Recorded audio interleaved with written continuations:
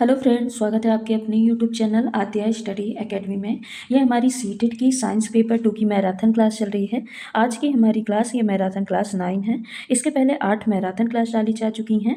एक PYQ question की practice से क्लास डाला है, जहाँ पे 2011 से लेके 2022 तक जो भी इम्पोर्टेंट प्रश्न हैं, वो जो प्रश्न आए हुए हैं, बार बार रिपीट हुए हैं, उन प्रश्नों की प्रैक्टिस कराई गई है। तो वो एक कंप्लीट क्लास आपके लिए डली है। लगभग 9 से 10 मैराथन क्लास, 9 से तो 10 मैराथन क्लास हो गई हैं, और उसके बाद कुछ प्रैक्टिस सेट हैं। लगभग 10 से 12 आपके लिए एमसीक्यू क्वेश्चन की, जो एनसीईआरटी के इंपॉर्टेंट क्वेश्चन हैं, उन क्वेश्चन की क्लास डाली जा चुकी है। तो आप इन क्लासेस को जरूर जाके देखिएगा। सारे क्वेश्चन जो हैं वो आपकी पुरानी एनसीईआरटी, नई वाली जो एनसीईआरटी है, और साथ ही पीवाईक्यू जैसे कि प्रश्न आपके सीटेट एग्जाम में पूछे जाते हैं, उन प्रश्नों को आधार में लेके ये क्लासेस आपकी बनाई गई हैं। इससे आपकी एक धुआंधार प्रैक्टिस हो जाएगी, जिससे अगर आप फर्स्ट अटेम्प्ट में, अगर आपका ये पहला अटेम्प्ट है, तो आप अगर इतनी प्लेलिस्ट जो बनी है आपकी ये मैराथन क्लासेस की, आप ये देख लेते हैं, साथ ही थ्योरी क्लासेस की जो प्लेलिस्ट बनी है ये आप देख लेते हैं, तो आपका फर्स्ट अटेम्प्ट में 99% चांस है कि आपका सीटेट एग्जाम क्लियर हो जाएगा। साइंस वाले पोर्शन की बात कर रहे हैं, ठीक है। तो ये वाली प्लेलिस्ट जरूर आप देख के जाइएगा, ये आपके एग्जाम के लिए बहुत बेनिफिशियल रहेंगी। चलिए स्टार्ट करते हैं आज के सेशन को। देखते हैं हमारा आज का पहला प्रश्न क्या है। विद्युतीय प्रेरण में दोनों प्रकार के आवेश उत्पन्न होते हैं। दोनों प्रकार के आवेशों का परिमाण कैसा होता है? ठीक है, तो समान होता है, समान नहीं होता है, चालक पदार्थ पर निर्भर करता है, इनमें से कोई नहीं।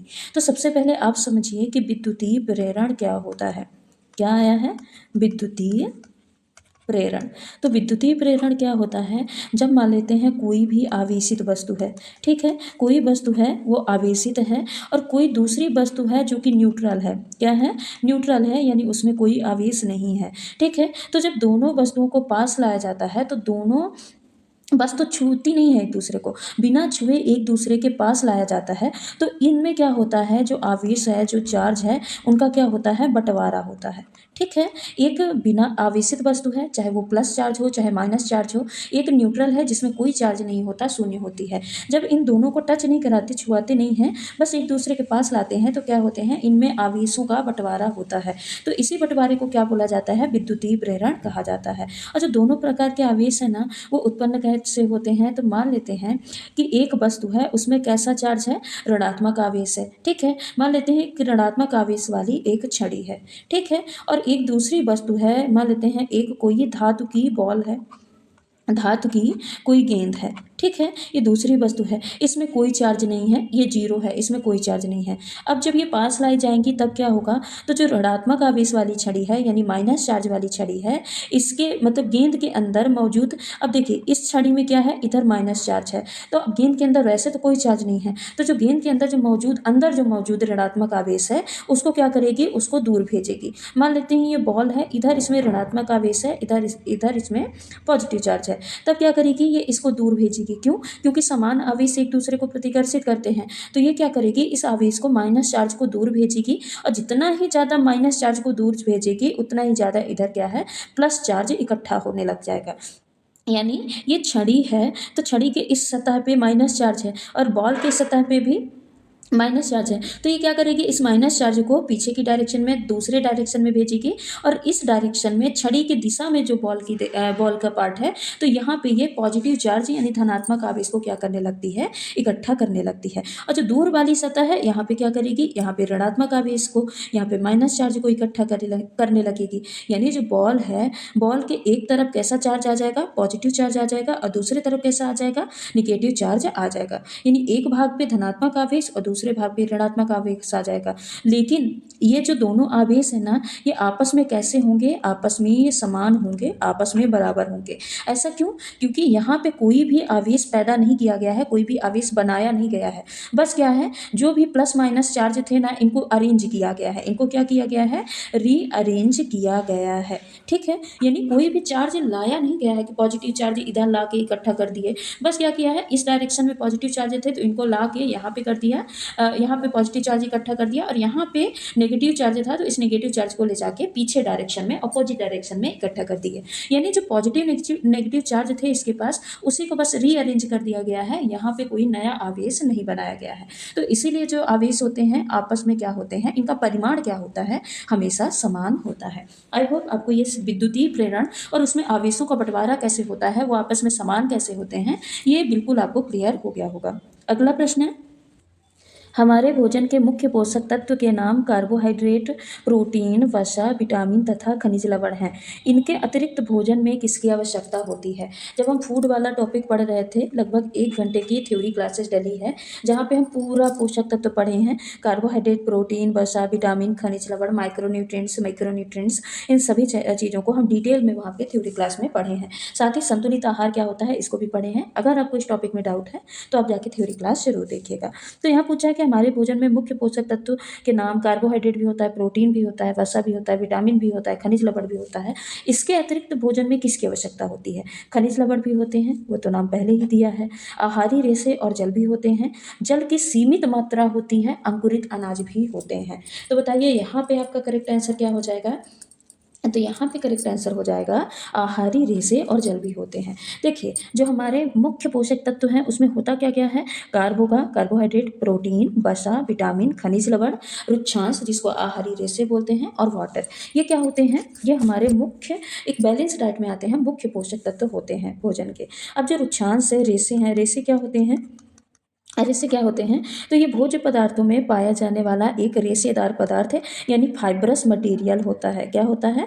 फाइब्रस मटेरियल होता है। ठीक है, यह शरीर के ग्रोथ में कोई मदद नहीं करता है, शरीर के वृद्धि में कोई मदद नहीं करता है, बस ये क्या करता है? ये पाचन में सहायता करता है। क्या करता है? भोजन के पाचन में सहायता करता है। ठीक है, अगर हमको अच्छा डाइजेस्टिव सिस्टम चाहिए तो हमको रेशेदार फूड खाना चाहिए। और जो रेशेदार फाइब्रस फूड होते हैं ना, ये कब्ज की शिकायत भी दूर करते हैं। अगर किसी व्यक्ति को कब्ज है तो उसको अधिक मात्रा में फाइब्रस मटेरियल, फाइब्रस फूड खाना चाहिए। ठीक है, अब इसके मेन सोर्स क्या हो जाएंगे? इसके मुख्य स्रोत में आ जाएगा सलाद, आ जाएगा इसका मुख्य स्रोत। अनाज आ जाएंगे इसके मुख्य स्रोत में, अनाज की जो बाहरी परत है।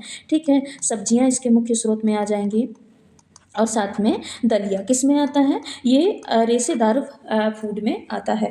ठीक है, और इसीलिए बोलते हैं, जैसे बोलते हैं ना कि जो आटा है, आटा को बिल्कुल जो मैदे वाला आटा को यूज करते हैं ना, उसका डाइजेशन अच्छे से नहीं हो पाता। जो हम आटे का छिलका यानी चोकर को जो हम निकाल के अलग कर देते हैं ना, तो वो क्या होता है? उसी में फाइब्रस मटेरियल होता है, वही डाइजेशन के लिए हेल्प करता है। इसीलिए हमको बहुत ज़्यादा महीन आटे का सेवन नहीं करना चाहिए। दूसरा आ जाते हैं किसमें? जल में। अब जल क्या होता है? दोनों चीज़ जरूरी है। ठीक है, जल क्या है? जल। तो जल एक प्रकार का अकार्बनिक पदार्थ है। कैसा पदार्थ है? ये अकार्बनिक पदार्थ है। मानव शरीर में अगर बोला जाए तो 60 से 75% भाग जो बनाता है ना, वो क्या बनाता है? जल बनाता है। ये पसीने एवं वाष्पन के द्वारा, वाष्पन क्रिया जो होती है वेपोराइजेशन, उसके द्वारा, पसीने के द्वारा क्या करता है? बॉडी का टेम्परेचर यानी तापमान को भी नियंत्रित करने का काम करता है। साथ ही इसका और काम क्या है? इसका काम है पाचन में सहायता करना, परिवहन में सहायता करना, और उत्सर्जन में सहायता करना। किसमें? उत्सर्जन में सहायता करना। तो ये सब क्या होते हैं? ये सब क्या होते हैं? जल के काम होते हैं। तो जल एक प्रकार का अकार्बनिक पदार्थ है। ये बॉडी टेम्परेचर को मेंटेन करता है। 60 से 75% क्या करता है? बॉडी का भाग बनाता है, पाचन में सहायता करता है, परिवहन में सहायता करता है, और उत्सर्जन में सहायता करता है। ठीक है, अगला प्रश्न है, विद्युतदर्शी का उपयोग है किसी वस्तु पर आवेश की उपस्थिति का पता लगाना, आवेश की प्रकृति का पता लगाना, चालक या अचालक पदार्थ की पहचान करना, उपरोक्त सभी। बताइए विद्युतदर्शी का उपयोग क्या है? तो सबसे पहले समझिए कि विद्युतदर्शी क्या है। क्या है विद्युतदर्शी? तो विद्युतदर्शी क्या है? विद्युतदर्शी एक प्रकार का क्या है? यंत्र है जिससे किसी वस्तु में आवेश प्रेजेंट है या नहीं, आवेश है या नहीं है, इसका क्या किया जाता है? इसका पता लगाया जाता है। ठीक है, किसी वस्तु में, किसी जो पदार्थ है उसमें आवेश है या नहीं है, ये पता लगाया जाता है। साथ ही किस प्रकार का आवेश है। ठीक है, तो साथ ही क्या पता लगाया जाता है? आवेश का प्रकार, तो किस प्रकार का आवेश है यह भी पता लगाया जाता है। धनात्मक आवेश है, ऋणात्मक आवेश है। तो एक तो क्या पता लगाने में किया जाता है, आवेश की प्रकृति का पता लगाने में किया जाता है कि किस प्रकृति का आवेश है, किस प्रकार का आवेश है, धनात्मक आवेश है या ऋणात्मक आवेश है, इसकी पहचान के लिए, साथ ही आवेश की तुलना करने के लिए। ठीक है, एक तो प्रकृति का पता लगाने के लिए, दूसरा प्रकार का पता लगाने के लिए, तीसरा उसका आवेश की तुलना करने के लिए विद्युतदर्शी का उपयोग किया जाता है। ठीक है, तो ये तीनों भी आपको ऑप्शन आ सकते हैं और ये लिख देगा चौथा ऑप्शन कि उपरोक्त सभी, तब आपका आंसर क्या हो जाएगा, उपरोक्त सभी हो जाएगा। ठीक है, अगला प्रश्न है, किसी बीकर में भरी हुई हाइड्रोजन गैस पर दाब लगाने पर गैस के अणुओं के बीच की दूरी कम हो जाती है, गैस की अवस्था बदल जाती है, गैस द्रवित होने लगती है, उपरोक्त सभी। तो ये समझिए कि जैसे गैस के अणु होते कैसे हैं, तो गैस के अणु बहुत दूर दूर होते हैं। ठीक है, द्रव की अपेक्षा काफ़ी दूर दूर गैस के अणु होते हैं। ठीक है, और जो द्रव अवस्था के जो अणु होते हैं गैस की अपेक्षा थोड़े पास पास होते हैं। ठीक है, और अगर सॉलिड स्टेट की बात करें तो जो सॉलिड स्टेट में अणु होते हैं वो द्रव की अपेक्षा भी बहुत पास पास स्थित होते हैं। यानी कुल मिला के ये समझे कि अगर गैस के अणु को हम थोड़ा और पास पास लेते आएँ तो ये कैसे में हो जाएंगे, लिक्विड स्टेट में हो जाएंगे। ठीक है, ये लिक्विड स्टेट में हो जाएंगे, और लिक्विड स्टेट के अगर अणु को हम थोड़ा और पास पास ला दें तो ये किस स्टेट में आ जाएंगे, सॉलिड स्टेट में आ जाएंगे। तो जब भी अगर यहाँ पे क्या बोला है कि किसी बीकर में हाइड्रोजन गैस भरी है, मतलब गैस भरी है, अगर इसको हम क्या करेंगे, इस पर दाब लगाएंगे, यानी इसको हम कंप्रेस करेंगे।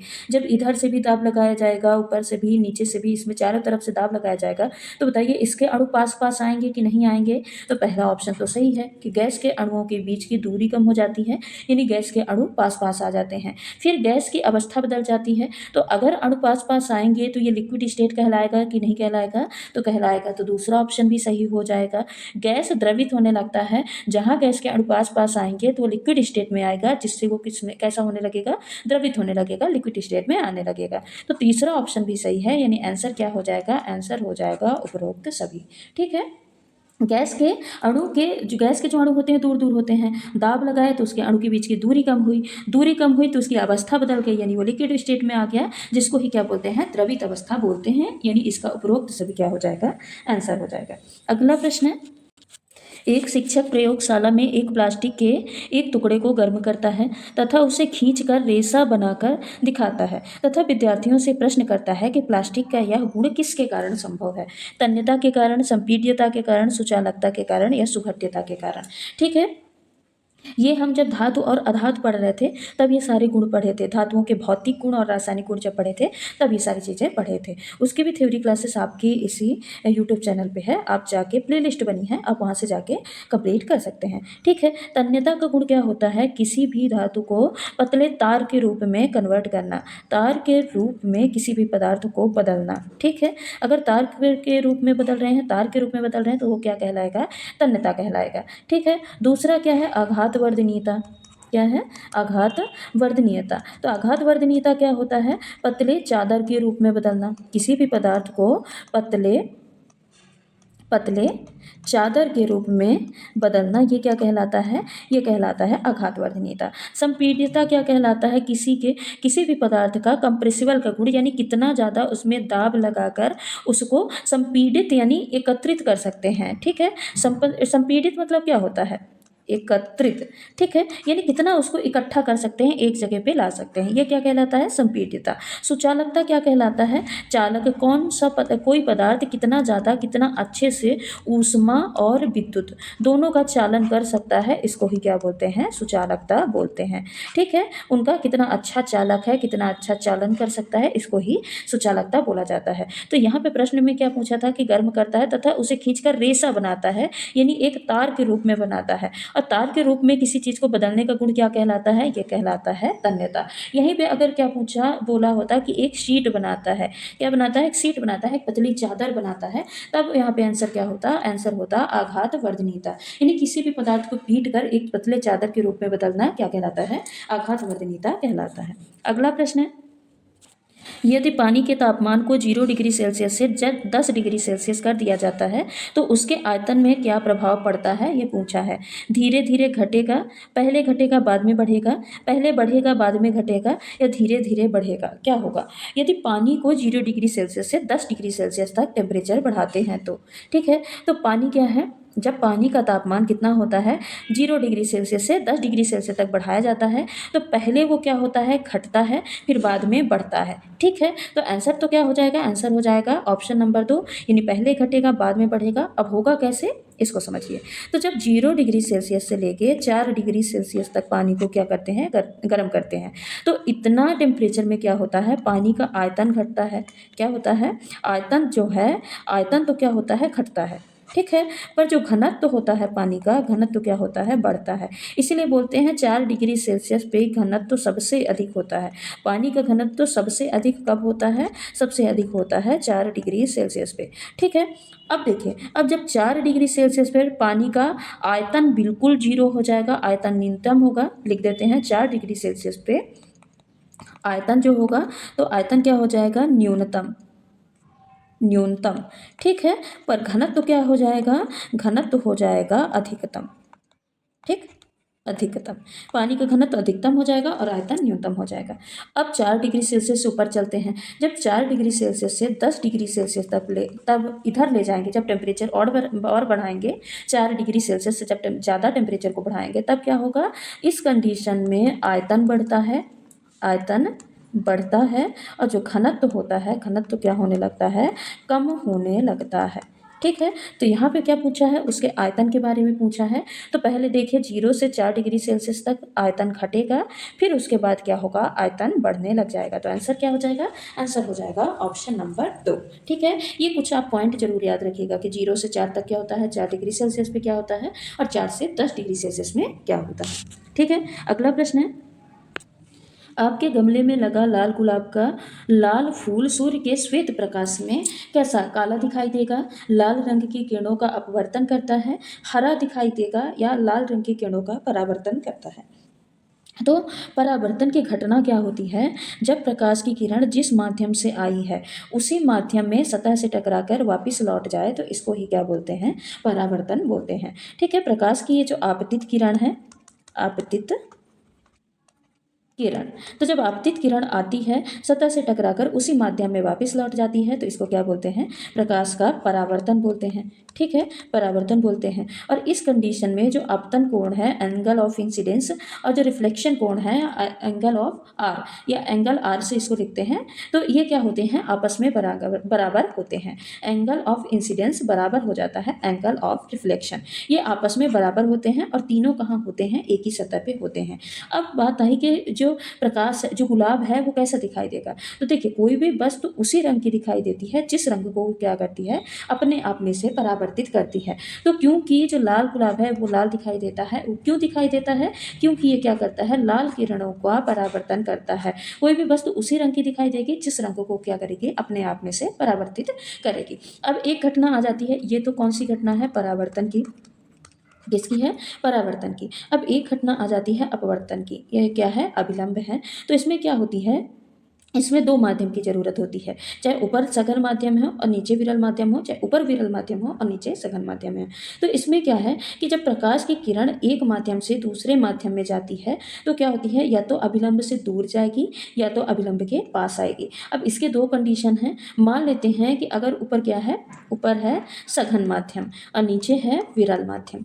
ठीक है, ये पहली कंडीशन है। तो नीचे है विरल माध्यम, तब क्या होगी, प्रकाश की किरण अभिलंब से दूर हट जाएगी, ये फर्स्ट कंडीशन में है। और अगर दूसरा कंडीशन है कि ऊपर है विरल माध्यम और नीचे है सघन माध्यम, तब क्या होगा, प्रकाश की किरण अभिलंब के पास आ जाएगी। तो पहले कंडीशन में दूर जाएगी और दूसरी कंडीशन में क्या होगी, अभिलंब के पास आएगी। ठीक है, तो इस प्रश्न का आंसर क्या हो जाएगा, इस प्रश्न का हो जाएगा आंसर ऑप्शन नंबर 4।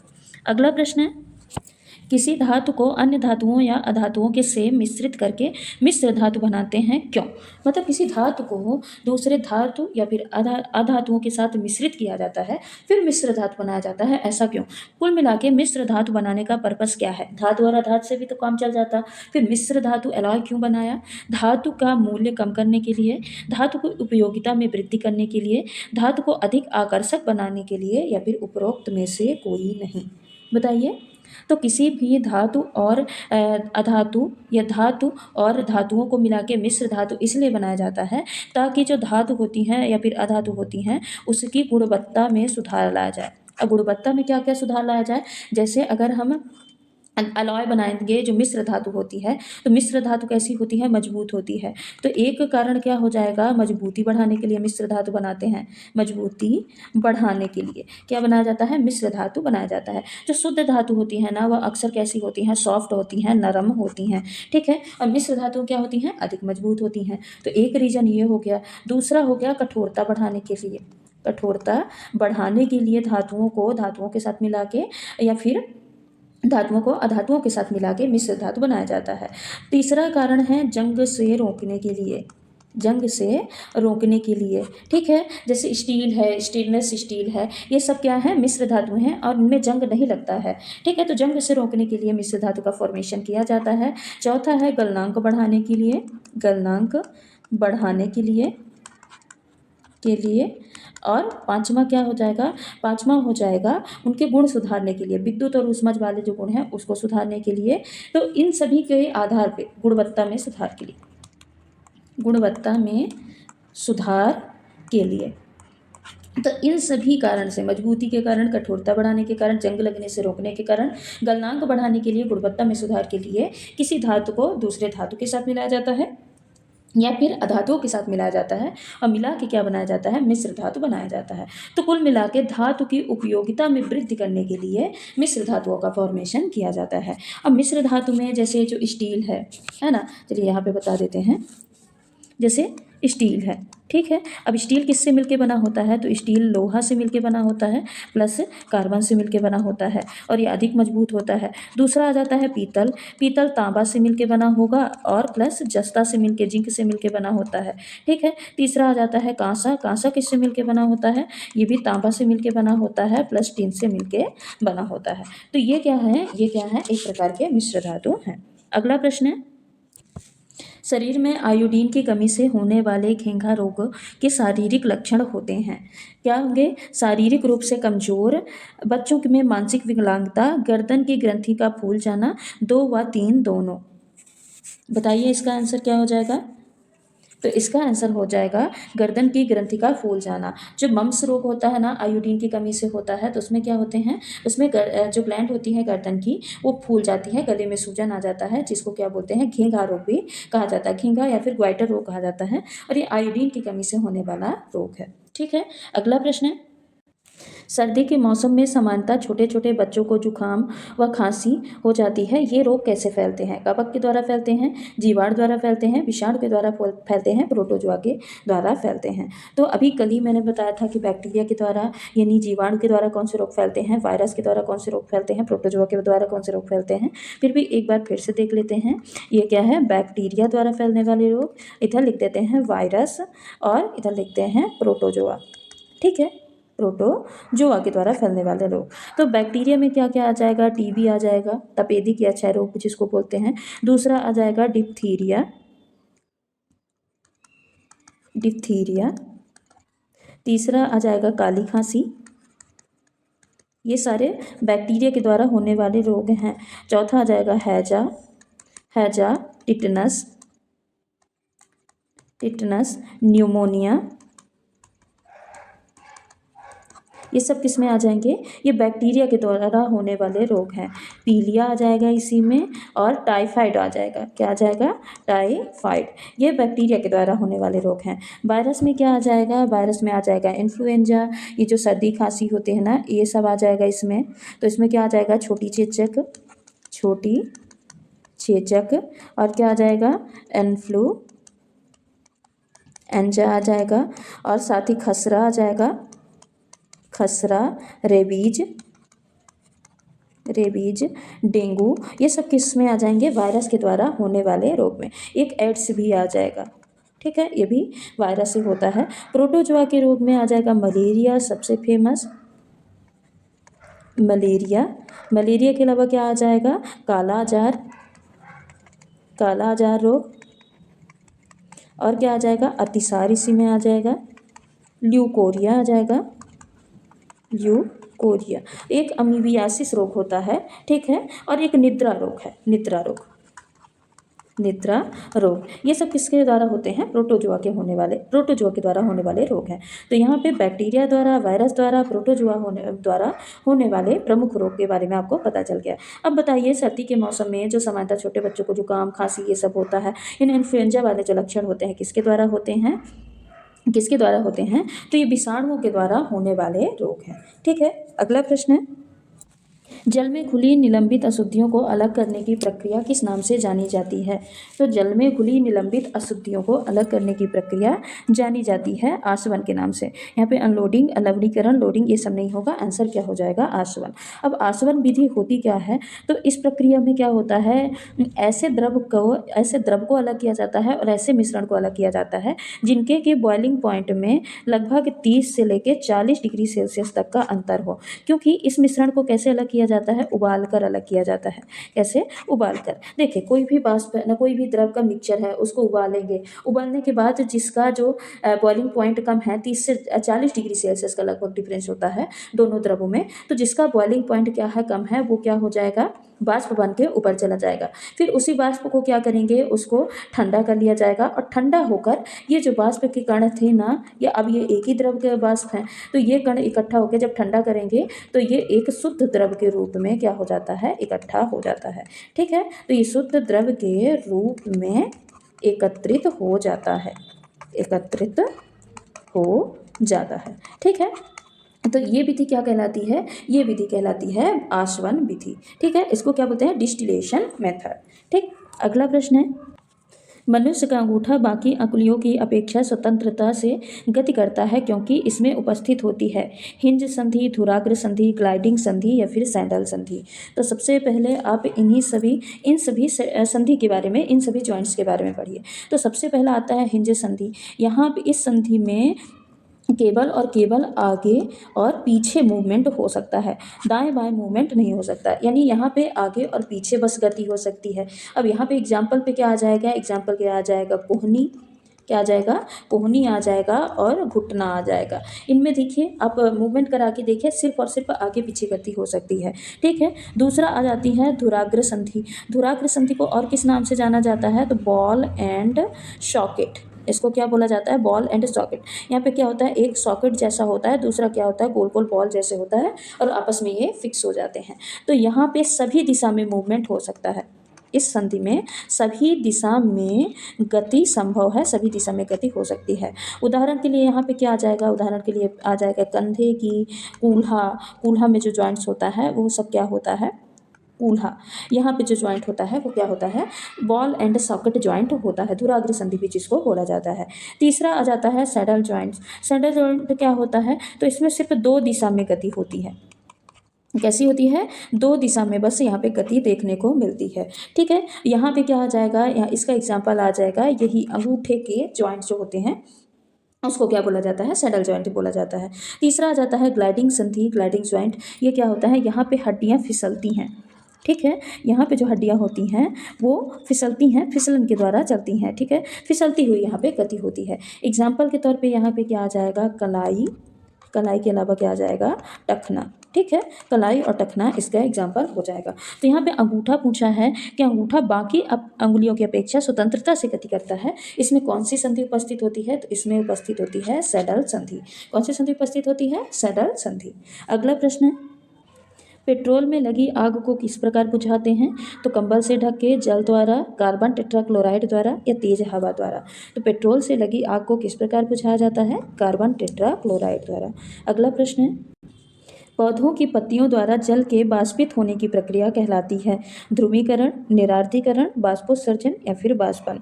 तो क्या कहलाती है? पौधों की पत्तियों के द्वारा जो जल बाष्पित होता है उसको बोला जाता है बाष्पोत्सर्जन की प्रक्रिया। यानी बाष्पोत्सर्जन की प्रक्रिया के द्वारा पत्तियों से जल जो होता है वो बाष्पित होता है।